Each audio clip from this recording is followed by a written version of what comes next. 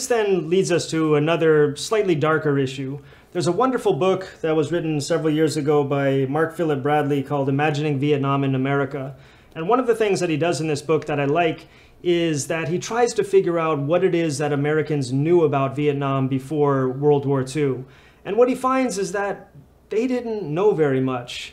And the little bit that they did know was basically stuff that travel writers like Virginia Thompson had written, in which she went to France and essentially just regurgitated racist ideas that the French wrote in their own writings.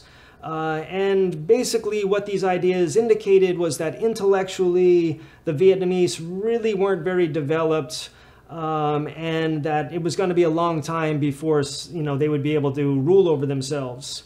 Well, what Bradley did was he looked at some of the documents that were getting sent to the White House and the State Department around the end of World War II, and what he found was the same discourse in these documents. People liked Ho Chi Minh, they thought he was a smart guy, but as for others, they said, they're politically immature, there isn't really a national spirit, they don't know how to sacrifice, they're very self-serving, they're not really ready to govern themselves.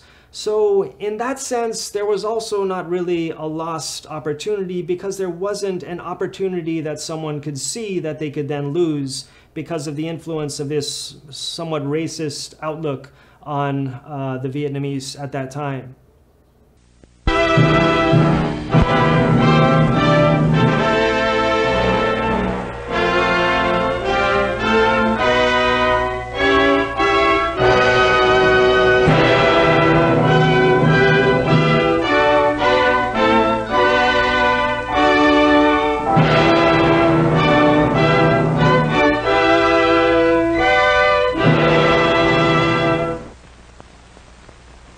You are about to see the second of 3 films which have been made to help us size up our enemy, Japan. To beat the Japanese and to do the job thoroughly, we have got to understand them thoroughly. The Japanese are not easy to know. I've lived among them for 10 years. And I can testify that they are as different from ourselves as any people on this planet.